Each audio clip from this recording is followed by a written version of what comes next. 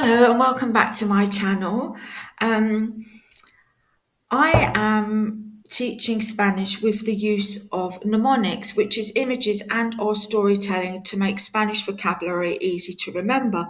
Because let's be honest, we all need a little bit of help sometimes.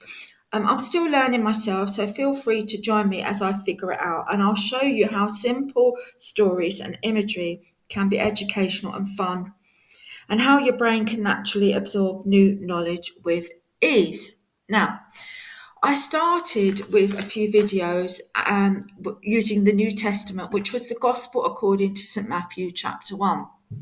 Now, there's lots of teachers online that teach Spanish and they're absolutely great. But with mnemonics, I firmly believe that the easiest way to learn is to look at what you're actually trying to absorb. Like the story should be in context with what you're learning.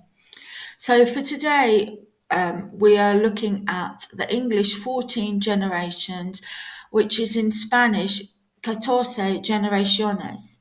Now, that does sound like a little bit of a mouthful, so please bear with me on this. Now, the Gospel according to St. Matthew chapter 1, from verse 1 to verse 17, it talks about the generations before Christ is born. So that is what we're learning. So what we're learning is the charting from Abraham of the genealogy tree in order before the Redeemer, before Christ enters the world. So if you take the letter from each of the words, C from chart, A from Abraham, T from tree, O from order, R from Redeemer, before Christ enters, the C and the E spells 14. Now, with generaciones, it's very, very similar to the English generations. All we're doing is the English T is replaced with a C and an E is inserted before the English S in the spelling. So all we need to remember is the E and the S, which is from Espanol.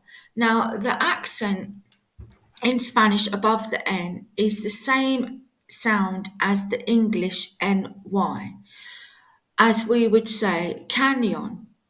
Okay, so it's Espanol. Now, if you like this sort of learning, please give me a thumbs up and a like. I'll put in the comments maybe what you would have used for the mnemonic. Now, before I finish, I would just like to say that if you do like the picture in the image, this is the Adoration of the Magi by Sandro Botticelli, and the image is in the public domain, and I got this from Wikimedia Commons. So I hope you've enjoyed this. I feel it's a great way to learn. Education should be fun and a lot of joy. So yeah, I really hope that you've enjoyed this. Okay, take care. Bye bye.